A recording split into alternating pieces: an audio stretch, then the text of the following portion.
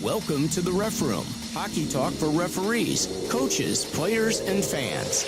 Broadcasting live on Facebook, YouTube, and Twitch. With your hosts, Smokin, Silz, and Baumruck. Live. The Ref Room starts right now.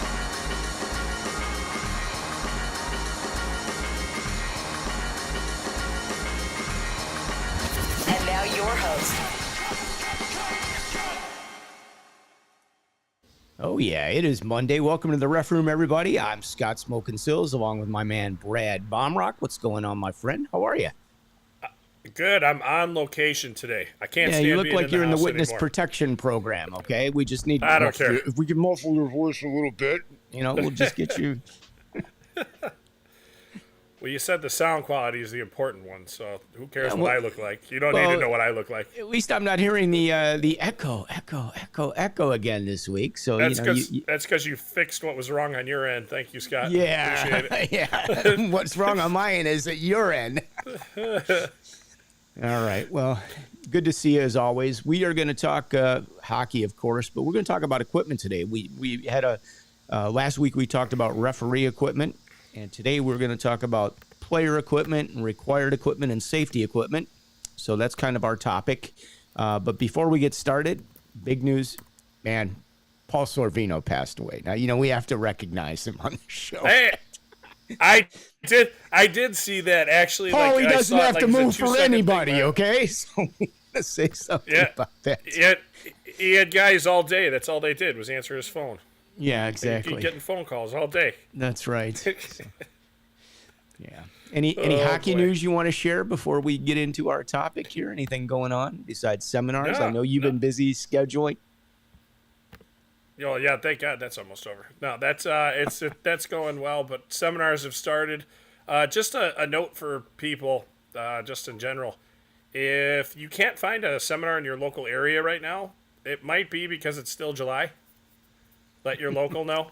Everybody's they anxious. might not have done it yet, and that's understandable. But the other thing is too, if it's a virtual seminar, yes, you can attend somebody else's.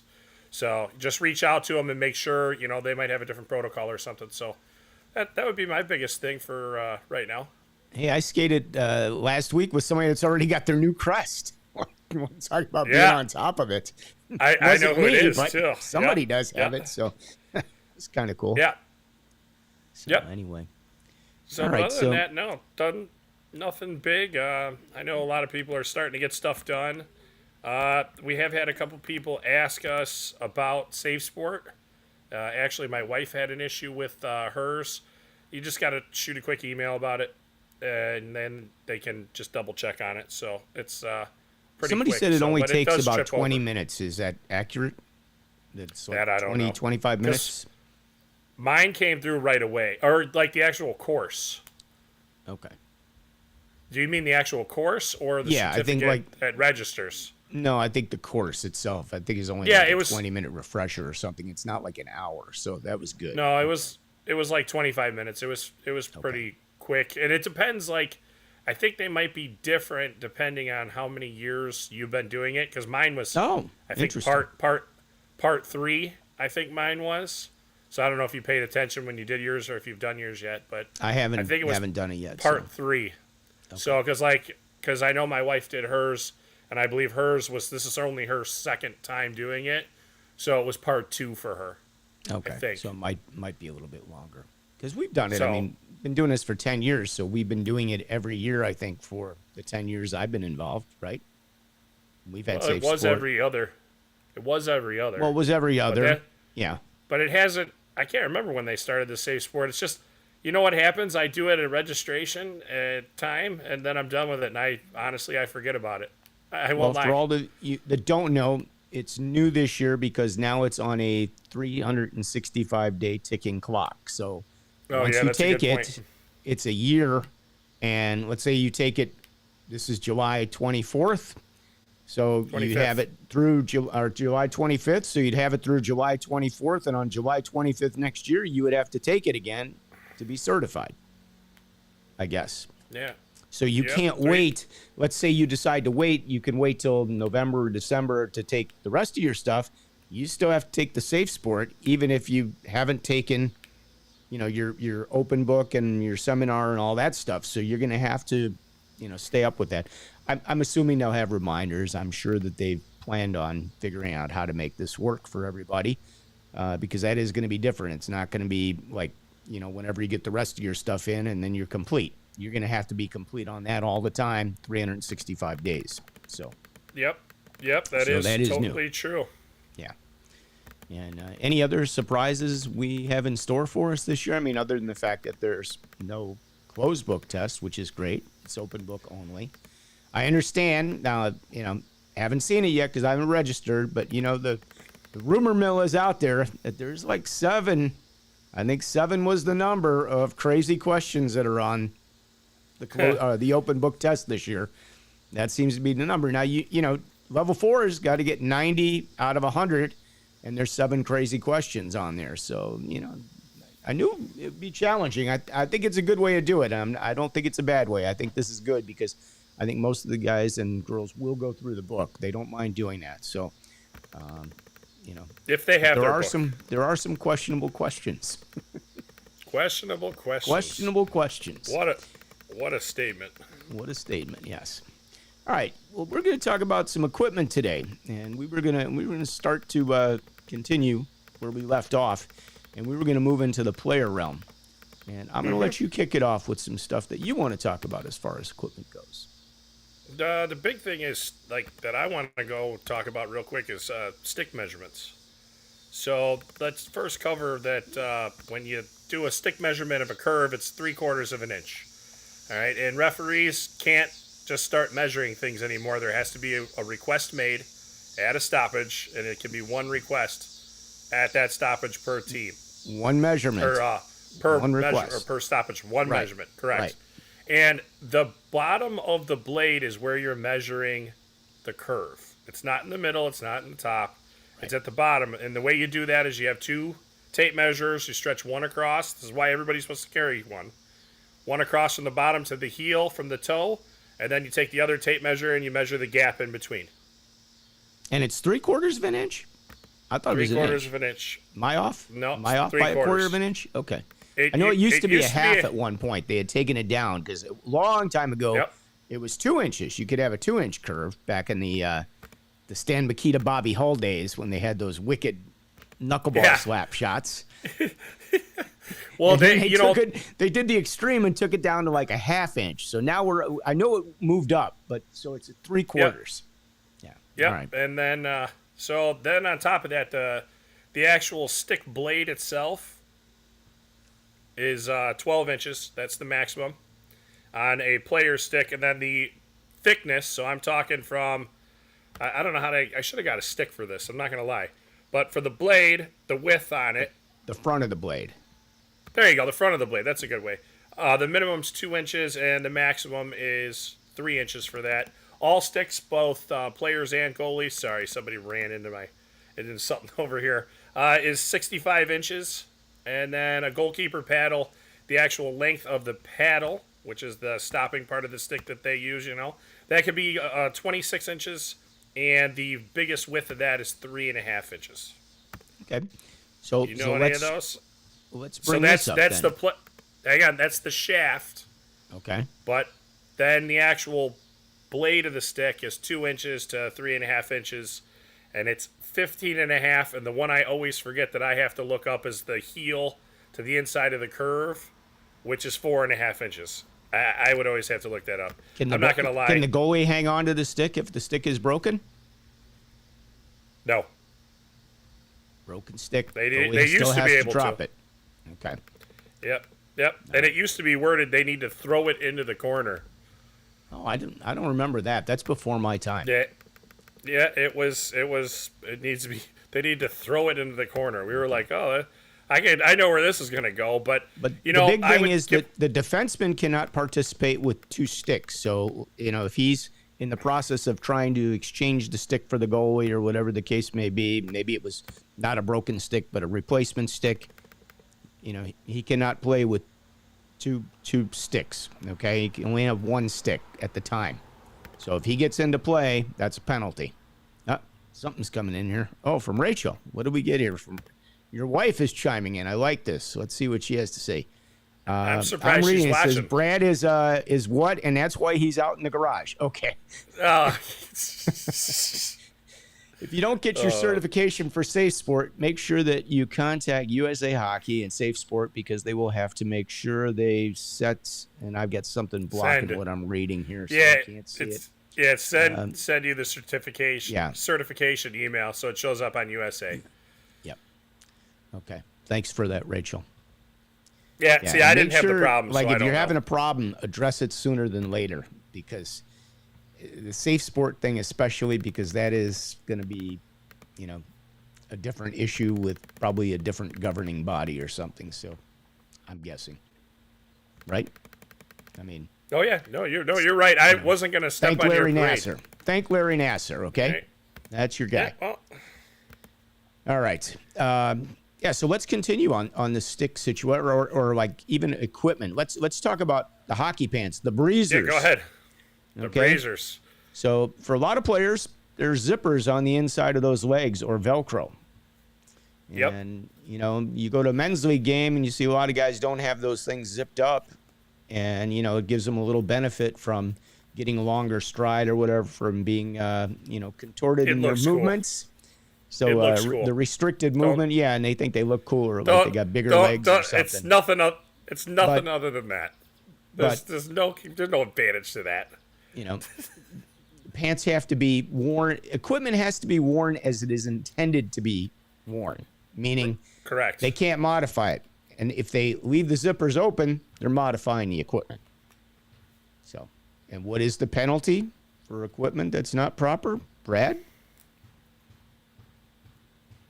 It froze up. What? Oh, I said, what is the penalty when they have improper equipment? He's like, it froze up. No, it did. Sorry, minor. Okay.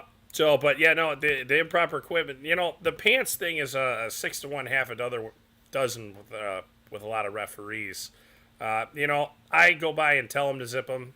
You know, I try to be out as safe as I can, but you know, you might miss it every once in a while. The biggest thing about it is it looks just awful, and Yeah. your arteries right there. Yeah. And you know, you get a cut in that section of your leg. I hope the EMS gets there really, really quick. Yeah. 'Cause you got a big, somebody big better have a problem. tourniquet for you, okay, to try to save you in that situation. Yep.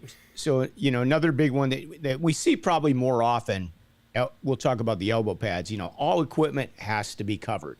And you do see a lot of Yep. players, especially some of the Rolled taller up. guys, the elbow pads, they've got the jersey almost like up on top. They have to be covered. All equipment has to be covered. So you could even go down to, and talk about socks, because you do have some players by mid-season that just choose not to take care of their equipment, and their shin pads They're are kids. completely through the sock.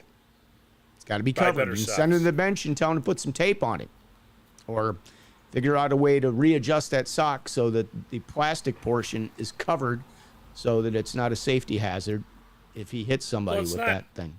It's not so much the plastic part that you'd be more worried about. You should be more worried about if there's exposed skin. Well, that too. But yet we allow That's- goalies of all players that can be exposed skin. So, Why do we allow goalies to not have to wear socks? You see some of these goalies with pads on and they have no socks underneath it. I have asked this question. I have raised this point. To me, it makes no sense.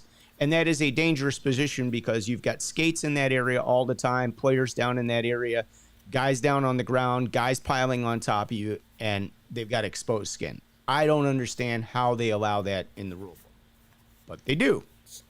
well, so the big thing in the rule book, it says that all the equipment is the player's responsibility. So we're supposed to be out there looking for it and guiding them, but ultimately it does come down to that player. It is their ultimate responsibility, and it's also, you know, sorry to say, their coach's responsibility as well. Yeah, but coaches, I think maybe they should take a little more interest in what their players, if they're prepared to go on the ice, because you see the same players coming out without a chin strap, without a snap on the cage, no J hooks, J clips, whatever you want to call them. Hold Yeah, J they're called clip for those of you who J-clips. don't know what we're talking about. There's clips that are up on the side of the helmet that hold the cage in place, so it doesn't like go in, like Well, so it doesn't get come too doesn't far, get so you pushed- don't get crushed. Yeah, it doesn't get pushed backwards, and smash you in the chin. Yeah. So, yeah, I don't understand. Really that's the one thing I don't get safety wise, why we allow these goalies, and I think it looks terrible. I'm sorry. If you're a goalie and you're out there with bare leg, I think it looks terrible. All right, I don't get we're that getting one. everybody. We're getting everybody ugly sweatpants that they can wear underneath there. That'll really drive you nuts. Okay, I was a goalie. I wore the leopard- socks. I leopard wore the same prints. socks as what my teammates wore. That's how we dressed. But Yeah, well, anyway, I hear you. so Some people like to wear socks with sandals too. Yeah. Now Right? there I don't are know what some to tell you. differences. We could talk like the differences between men's league versus youth hockey. No, we don't need to waste our time. Well, I'm just saying because Alan has chimed in. He's Okay, you "We'll could talk about this." shoulder pads. Most men's league don't care about the shoulder pads. A lot of players don't wear them, but you're doing youth hockey. There's checking. Guys will wear. I've never seen a guy come to a youth hockey game without shoulder pads on. I haven't seen it. I'm trying to think. I have not seen that. Have I ever seen that? Not even in a house league game have I don't- seen that. I do think I had boy, this was a long time ago though, but I do think I had a guy that came out and he had a baseball chest protector underneath his equipment. Okay. And you could tell, but it was just the front part. Do you think he had a goalie chest protector and that's what he had? Maybe No. He had like an umpire or catcher's chest protector on under there. I'm trying to think if that was my game. I don't think that was my game, though.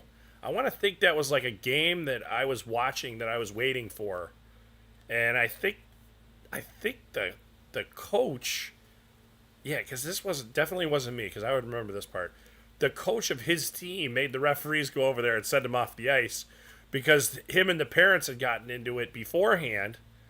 And they were, no, he's going to play and blah, blah. So he asked the referees to politely eject him for him so that the kid wouldn't get hurt. So that was one time that a coach was watching out for his kids that I definitely remember. But, yeah, it wasn't I want to say it was like the game before or something. It definitely wasn't my game now that I'm thinking about it. But it was 20 years ago. You know, I've had to send people off the ice, like goalies that got dressed in a house league game or something, came out with goaltender skates. You can't do that. You've got to have player skates if you're going to skate as a forward or defenseman. Yep. Only the goalie can wear goalie skates.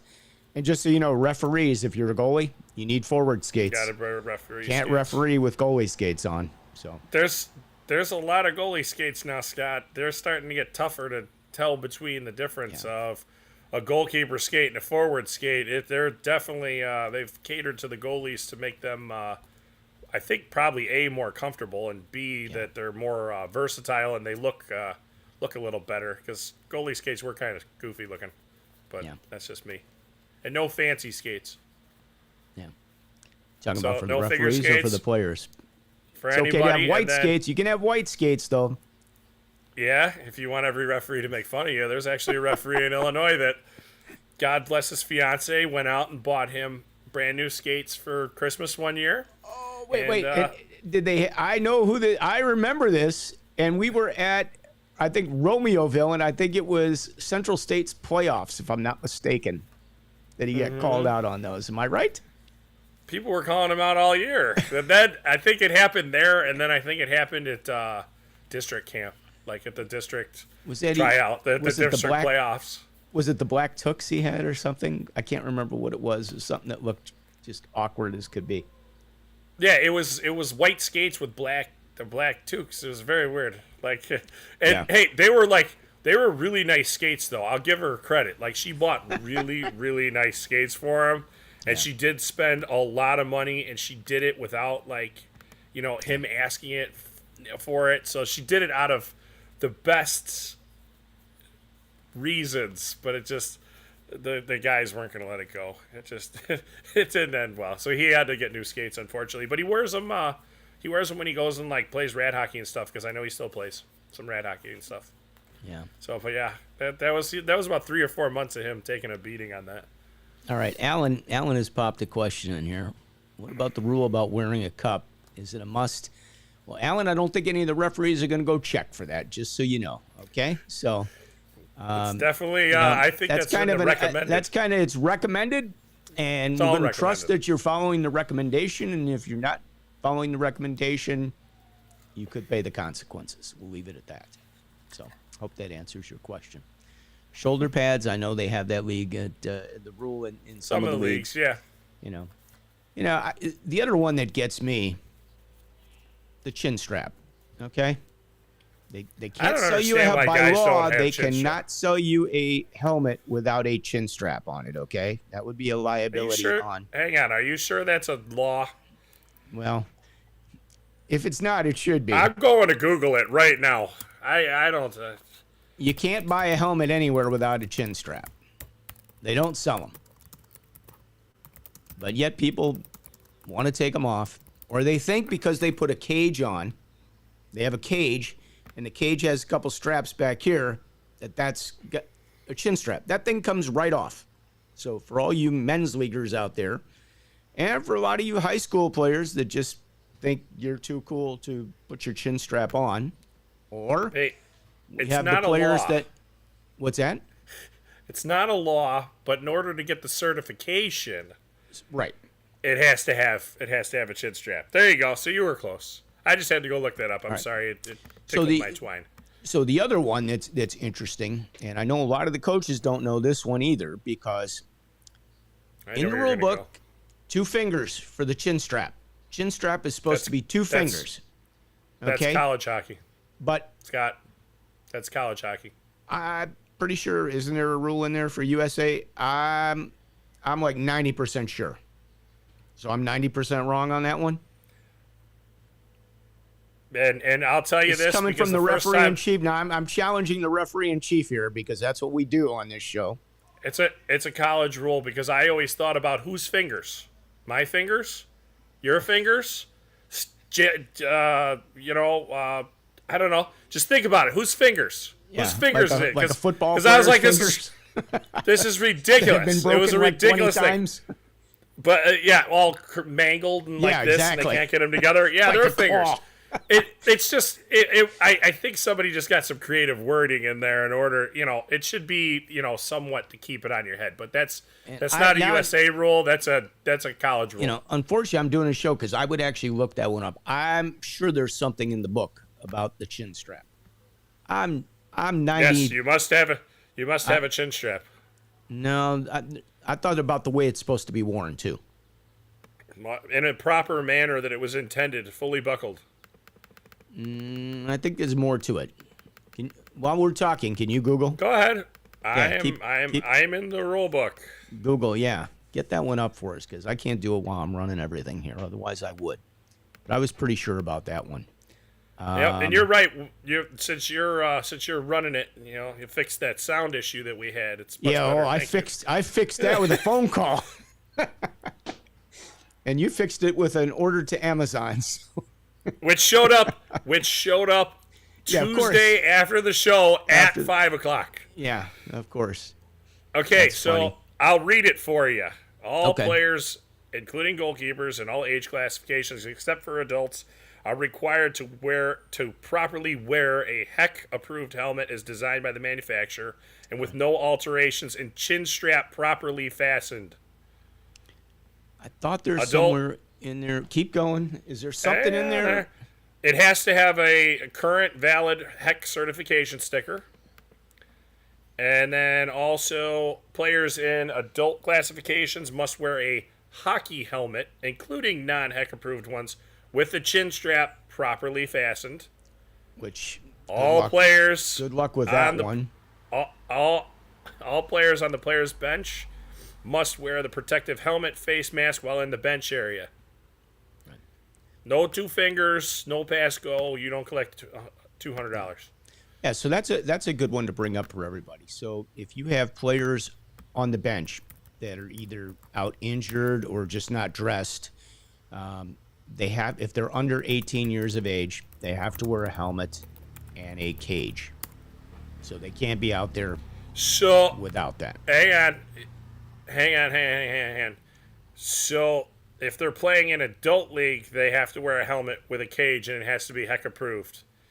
If they're playing in a youth league, but they're over 18 because seniors and all that stuff turn 18, they still have to wear a cage and a helmet. They can't sign any documents and do all that, which that used to be, a lot of the guys back in the day would, talk about, I wore the goalie helmet and I had no skull plate. Well, I could sign the exemption because I was 17 or whatever the heck it was. My parents could sign off on it. Oh, And they only had to wear the front plate when the back plate wasn't out. See, So we, as a goalie growing up, and I'm going back a few years, obviously, we never wore the back piece unless we went over the border. When we went to Canada, we had to put one on. So they used to have that 3-piece Cooper helmet. It had the piece in the front, piece in the back, and the top piece. And you would cut those the apart. thing in the middle. And then you would take the back piece and insert it onto the back of your mask. And that's what we wore when we went over the border to Canada. And, of course, the minute we got back here, it came off. Hang on, and yet you're complaining about somebody not wearing socks underneath leg pads. It was a different time. I would also like to point out that the people of the North figured out that you should probably have a skull plate on the back of your head. Well, by Which, time when I finished my goalie career, Illustrious I had playing career. I had moved to a cage with the helmet.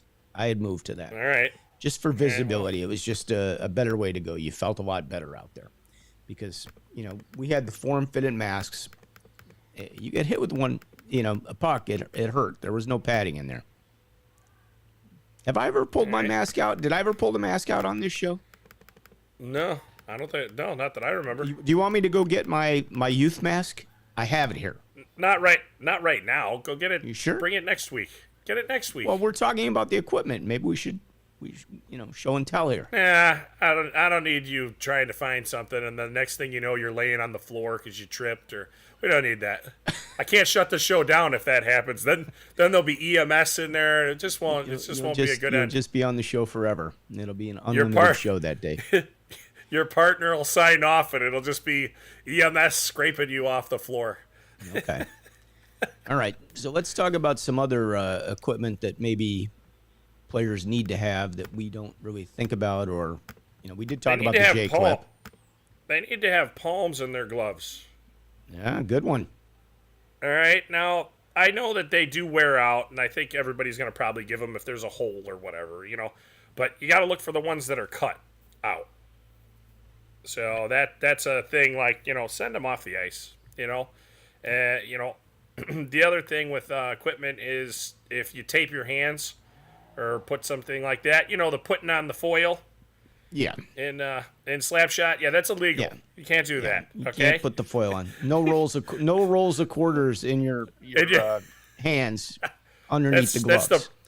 That's the barbed wire. We used to call that the stinger. Yeah. Yep. But what about if a piece of equipment falls off, Scott? Well, if what do it we have used to to stop be. play for? So let's talk about the helmet or the face mask. So if the helmet comes off, it's an immediate stoppage in youth hockey. It's also an immediate stoppage now in adult hockey. It didn't used to be. That changed. Correct. That changed with the last rule book change. So you're aware, if you have a player that loses his helmet in an adult league, you still blow the whistle and shut it down. And they have to get off the ice. Right. They will have to get off the ice. So let's go a step further with that. Let's say that men's league player has his helmet come off, and you notice he doesn't have a chin strap. Can you assess him a delay a game penalty for that, Mr. Referee in Chief? Yeah, you could. He's not wearing it properly. Yeah, exactly. That's one way to get around that. So, once that happens and you give him a penalty for a delay of game, he's got no chin strap, send him to the penalty box. Guess what? A couple of guys might decide to put the chin strap on. It's just a little encouragement for him to put the chin strap on. I agree with you. Cover that one. Goalie's headgear comes off, immediate whistle, anytime. I don't care what time it happens. Every game, time that goalie loses his helmet, shut that play down. Anybody loses a helmet, the play is shut down. Yeah, immediately. And shut it down as fast as you can. There's no continuation of play. Right. None of that. Sorry to say. So now let's talk about goalie loses his catching glove. This is interesting now. A little different. Let's talk about this. We'll talk about it from a youth standpoint, and we'll talk about it from the adult standpoint. So goalie loses his catching glove. Yep, it's a stoppage. Immediate stoppage? Unless it's so. What if it's there's always a an scoring immediate stoppage? An eminent scoring opportunity. You're gonna probably let that play go, but if it falls off, like if it's imminent, like where the guy's already shooting it, you're not gonna stop it anyways. But if he's coming in on him and it comes off, guess what? You gotta stop it. Sorry. What if you think maybe the goalie shed that glove? Still supposed to stop it. Then you give him a penalty for a delay game. Okay, there you heard it, folks. Came from the but referee in chief's mouth. Now, the interesting part is if his legging falls off, or her legging falls off, it's not a stoppage. Legging. And amazing. Huh? Legging. Yeah. Leg pad. Oh. I've never seen a goalie's leg pad come off. I have. It actually happened to me over spring. His straps both they broke. have like 4 or 5 straps on him, and they got a the lace gets cut down at the bottom. I get that. They both broke, and this thing fell off his leg. I was like, oh my. So this is actually kind of funny. So at this, like, it comes off, but there's only luckily there's only 45 seconds left in the period. So he's just pulling it and he's holding it with his one leg or with his one hand, right? I'm like, all right, well, at least he's, getting through the period. We get through the period. Coaches go get tape, right? Okay. If I'm a person of any stature, I'm going to take the tape and wrap it around this guy's leg, right? Including the pad. Yeah. No. Duct tape him. No. Just duct tape him. No. Yeah, that's not what happened. What'd they do? They were ripping pieces of tape and putting it on there. Wow. Yeah. I kid you not. I started laughing when it fell off. Skating to the. I'm like, I don't think that's gonna work. I'll give you the zinger. I'm sure everybody knows it's coming. Duct tape can't fix stupidity. You can't fix it with duct tape. Try super glue. Super glue doesn't work. Throw the whole duct thing away. Duct tape does not fix stupidity, no matter what. Yeah, I just don't think he was thinking clearly, because it's something I've never seen it happen, but it happened. I was like, wow. I'm like, yeah, that was really odd. And the kid's like, it wasn't broke beforehand. Like, both straps broke, but I think though he was like, good thing my new leg pads are coming next week. I was like, wow, that's like a lucky break of timing there. Yeah. So, but yeah. All right. Well, here's one that we see a lot more often. I mean, when I was growing up, you never saw this, and that's skate blades breaking. Skate blades breaking mid-play. And now you see guys trying to, drag themselves 100 feet down the ice to the bench. Because they can't do it on one leg. Maybe they just didn't have any momentum and can't just pick the leg up, or the blade is gone. I've even seen it with goalies now. I've seen goalies maybe not break the blade, but I've seen the blades come out of the skate. Yeah, where they fall out of the holder. Yeah, and the goalie is stuck out there until there's a whistle. And there's nothing they can do, and they know it, and they're just doing what they can to stand up and survive and hang in there and keep their team in play. I had a goalie shove his blade back in after the play left. He reached down, he put his glove down, and he shoved it right back in there, and he was good to go. During play. I was like, wow, that was pretty. This must happen quite often to this young man. Yeah, I've seen that myself. I don't know if he put it in during play, but I know at the whistle he got it back in and just stomped it in, and he was good to go. And if you definitely, when there's a broken blade, because a lot of the time you're lucky, it does actually just break in half. Yeah. So they're able to limp themselves off the ice with half a blade. Once the play leaves there and it's safe for you, even if you're on the opposite side of the ice, and you have to skate across the ice, try and go pick that blade up. Yeah. Because I've seen that thing where people are coming down and they don't see it, and then they hit it and it goes flying. I mean, it's super dangerous. Big time. So, especially with the referee, where then they take it and they whip it to the side as they skate by. You don't want to be standing there, so you might want to pick that up if you can. Probably a good idea. Mm-hmm. You get broken sticks. Broken stick, if you can get it to an area where it's safer for everybody, maybe you can't bend over and pick it up as quickly as you'd like, but if you can get it off to the side, up against the boards where it's not as much of a hazard, even for the referee or the linesman at that point.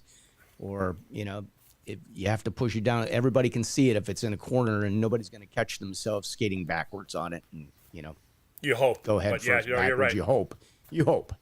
But but you can always set it on the dasher, when it's broke. Yeah. Just take it and set it on the dasher, and when you have your next stoppage, just go get it. Yeah. That way you don't have to have that awkward moment of skating down the ice. With a stick and a whistle. A stick and a whistle looks kind of cool when you do the washout sign and you got that extra 60 inches going across. It's good. 65. Yeah. Well, it depends. My dad is a short player with that broken stick. That's true. Yeah, exactly. So, it's good. You can crack somebody with the stick the other end of the ice there. It's a billy club now. Is exactly. that what you're saying? Exactly. All right. Your penalty signal goes up with the stick in the hand, man. It looks really good. It's everybody notices you got your arm up in the air. That's funny. Yeah. What else would be a good one to cover as far as equipment goes? What about broken equipment? Can they fix it with tape, Scott? What are we referring to as broken? Let's say We figured out we can't fix stupidity with duct tape. So That's what are we true. looking?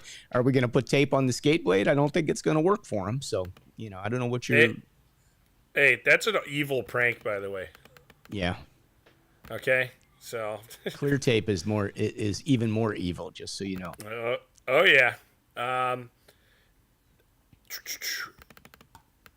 was gonna say something and I lost it.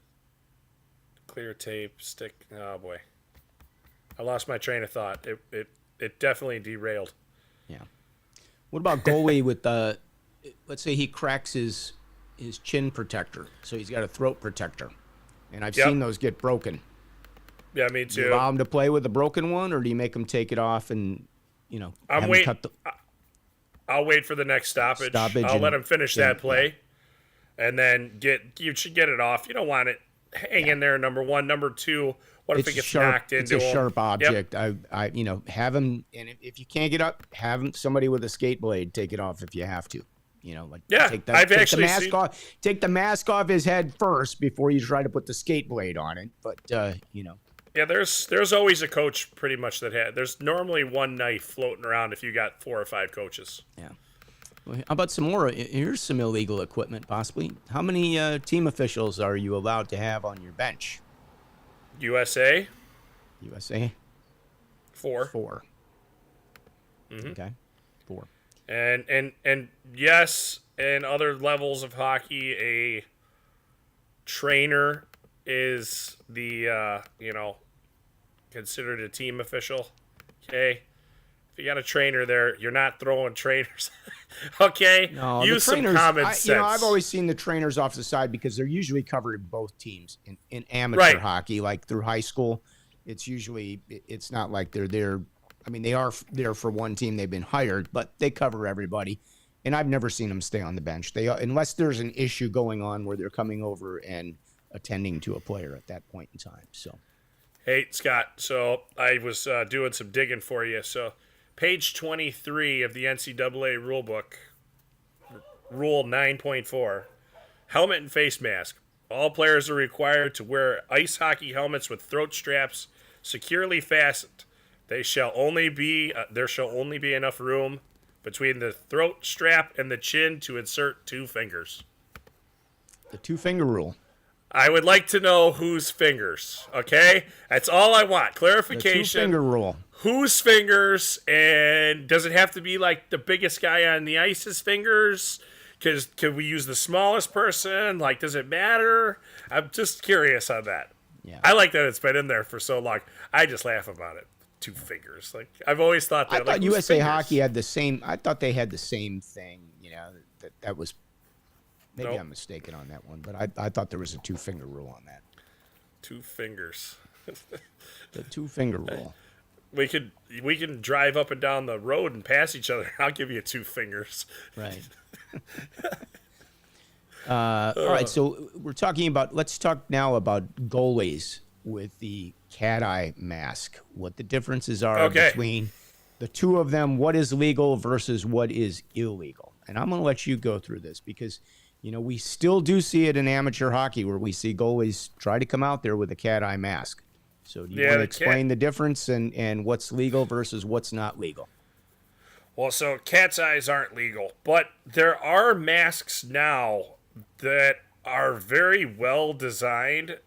They look like cat eyes. I mean, from a distance. And what you do is you skate up to them, and there's actually like a little tab on them. Right. And it's got a heck.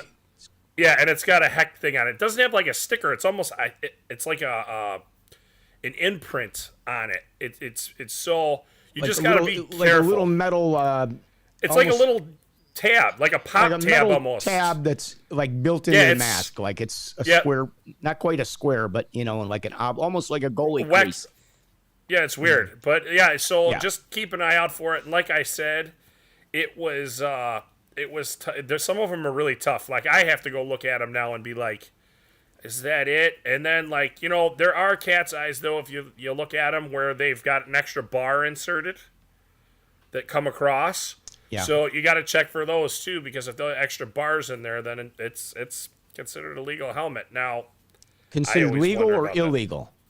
Is that legal because it comes out to be a heck helmet then.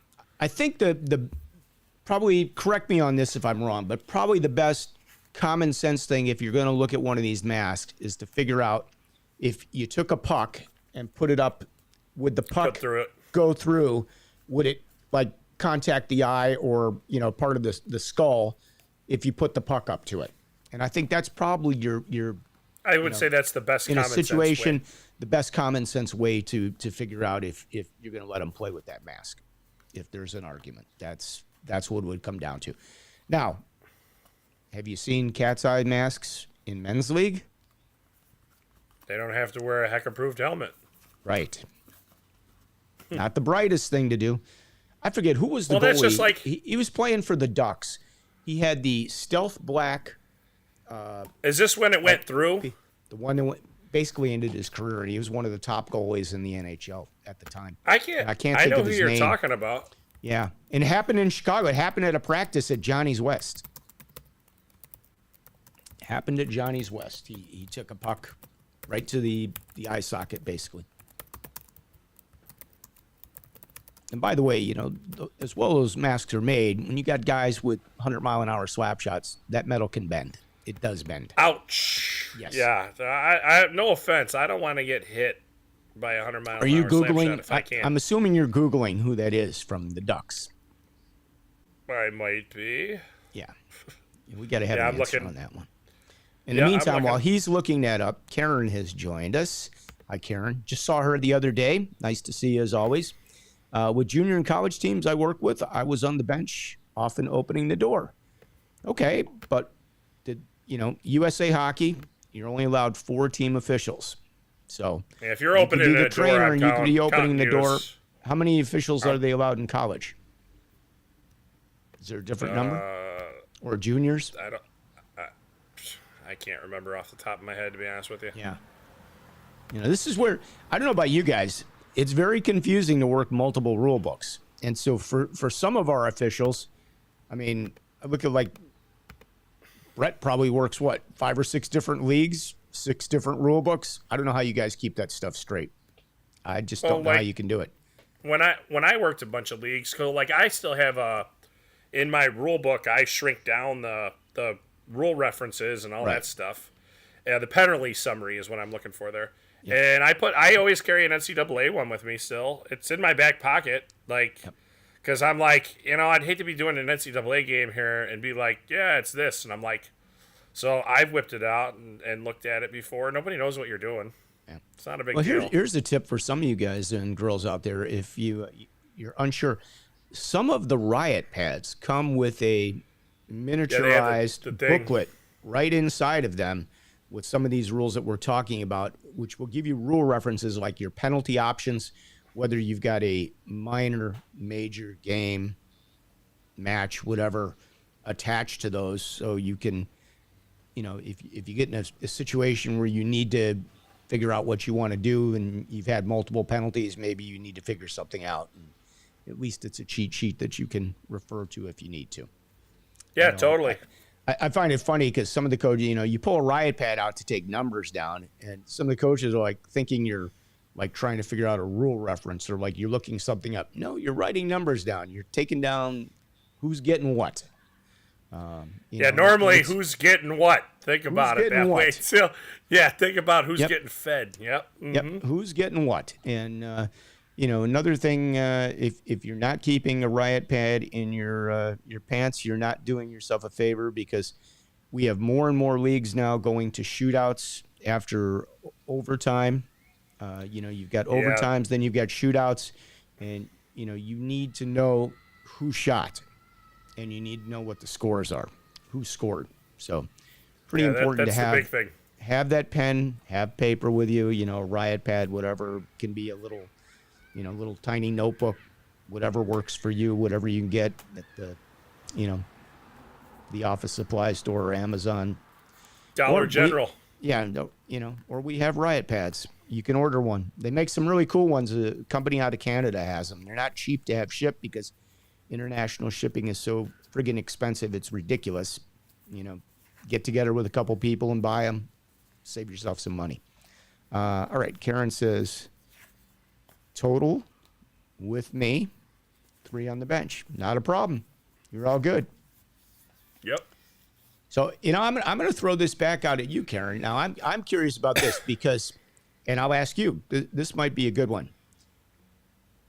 Are you Safe Sport certified, Karen? And I'm guessing the answer is probably yes, but everybody is supposed to be on the bench Safe Sport certified. So I'm going to go a step further. What's the story with photographers? A lot of times you'll see at a tournament somebody coming out to take pictures that stays on the bench to take photos. And we don't know who that person is. Or you may have somebody from a team that's taking photos for the team. Those people are supposed to be Safe Sport certified, aren't they, Fred? Am I correct with that? Or I don't quote me on it. Did I throw you a curveball on this one without? No. The only thing I would think of is that person would not have any one-on-one time with that player, but Karen would because she's a trainer. So there would be one-on-one time, a required time for her to be in a locker room. So yes, I honestly don't know. A level 4 coaching card. People. Yeah. But I figured you were, Karen, because I know you're at all the events, so I knew you'd be the person to ask for that one because I figured that's the case. She said something else. Let me put this up because I didn't get a chance to read it yet. So years ago, before trainers were more common, everyone on the bench had to have a coaching card. Parents were grabbing a toolbox with a few Band-Aids so they could be on the bench per Norm Spiegel. I don't know who Norm Spiegel is. That's probably before my time. Referee. Brad, you could probably... Okay. Yeah, and it was they were grabbing a toolbox and putting Band-Aids in it and saying they were a trainer. Yeah. Yep. I get where she's going with this, but and I don't know about the photographer. Like I know like team managers have to have that because they're supposed to be. Well, what about they put parents in the penalty box for some of the younger kids to open the doors for them? What's the deal with that? Are they supposed to be Safe Sport certified? They're not getting alone time though. Oh, they're alone in the penalty box. Shame time. I don't know. I'm not the shame time. I'm not the Safe Sport police. I don't know. All right. Well, hey, thought it was a good one to throw out there. All right. Let's see. Rachel, your wife has chimed in again. See, She's happy. You're out of the house. She's got you in the witness protection program. Just look at that lighting. Photographers have to be Safe Sport certified. Any on the bench should be. That's what I thought. Rachel.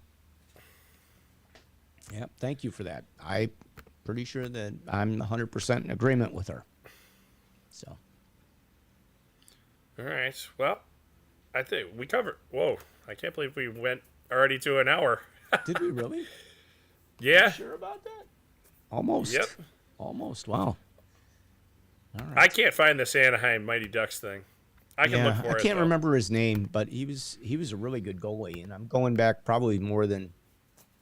It was a lot. I know what you're talking about. It was a long time ago. 8 or 9 years ago. I'm trying to think. 7, 8. I want to say it was probably longer. Really? I wonder if I was reffing at that time. I don't know if I was reffing at the time. If I wasn't reffing, I'm 10 years reffing now, so somewhere around there. So let's say it's 7 to 12 years ago, somewhere in that little range, a window. Hang on here. Frankie is doing well, Alan. Thank you for that. McKinley, right? No, is that it? It's not McKinley. No, definitely not. No. If I hear the name, I'll know immediately.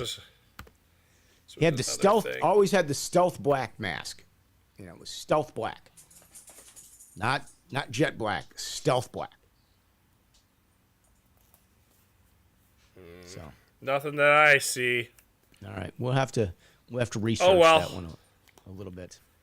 All right, next week, supposed to have one of the guys from the ODP program that just came back from some of the camps joining us. He was went to a summer today, camp, but he's got he had a skate tonight, so he's trying to stay in shape. Obviously, all these youngsters getting ready for the season.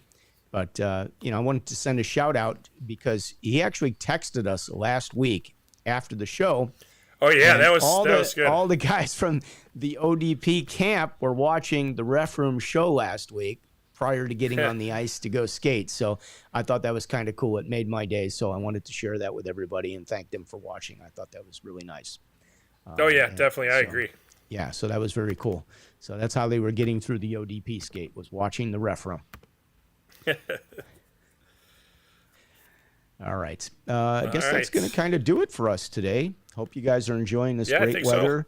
Still got some tournaments coming into town. It's getting busy. Seminars are in full effect. I think Brad was doing the schedule today, so for some of you, I might see you out there somewhere at some point. I know Brad will see you at a lot of places, I'm sure. Do you have to make the rounds to like all of these, or is that more the president's job? I'm gonna try to be at some of the stuff. I want to go see some of our new officials that are skating. Yeah, there's a lot of people out there. Yeah. It's nice to have at least somebody there, and it's also nice to have an extra person there that can answer extra questions for parents. When the instructors are there, even though there's 3 of them typically, one of them's checking in, the other one's getting stuff set up, and the other one's helping with other stuff. So it does help to have like a third, fourth person there. Well, you do. So, you have a lot of parents show up to the seminars and take an interest in, try to see what's going on and what they're in for and all that good stuff, and they have a lot of questions. So that makes a lot of sense. I don't know if you need more volunteers for that sort of thing, or are you all fully staffed now for the seminars, or do you want to give a plug for some volunteers? Oh, we can always use more help. If somebody wants to volunteer, please. I will find. I would rather have too many people than nobody. Work for you to do. Yes, you will. Yeah, even if it's volunteer because the rink gave us the ice for free, picking up gum in the parking lot. We'll figure something out for you. Is that my job? Is that what I'm doing? Picking up gum? That's why I put you in the park district rinks, because they're nice. Yeah, that's what I thought. They can always use more help. Right. I'm kidding. All right. No, the rinks are all nice. Have a great week. Get out and take some games, stay in shape, and get ready. The season's going to be here before you know it. It sure is. I know seminars were, they're in full effect, I guess. That's all we can say at this point. So watch for those tough questions. There are some toughies out there. So if you get stuck, just make sure. Phone a friend. Read everything slow. Phone a friend. Everything slow. Yeah, phone a friend. I've called people before. Hey, what do you think about this? Yep. This and that. Okay. Discuss it. So figure it out. Cool. You get the rule out, and you guys can look at it. And a couple people, sometimes it's easier to kind of figure it out after you talk to somebody and you evaluate the rule. Or a lot of times how the rule is to be interpreted, but you just don't understand how the question is worded to get to that point. And sometimes a friend can help you. Clear up a little bit of the confusion in the way maybe the question was worded. So that's my best advice for everybody if you're stuck, because it's important. We don't have 2 tests. You got 1, and you got to get it right this year. So we'll leave it at that. So with that, all right, Brad from the Witness Protection Program with that lighting. I just wanted to sit someplace different. If you would turn that around, if the camera was in the opposite direction and you were in the opposite direction, you'd be so well lit. Just so you know. All right. Well, so you're backlit instead of being front lit. All right. You know what we're going to do here? All right. I know what's going to happen. All right. So when there's the next big thunderstorm, all right, I'm going to come out here and I'm going to sit out here. You know why? Because there won't be any light. There won't be any light. From every direction or flashes. Stick your finger up in the air with your laptop and see if it's really plastic or if it's metal. All right. You guys have a great week. We will see you next Monday, 5:30, right here on the Ref Room. I am Scott Smokin Silz, along with... Oh, I closed the show last week. You can close it. Along with the referee-in-chief, Brad Baumruck. Oh, jeez Louise. You're never going to leave that alone, are you? Have a good one, everybody.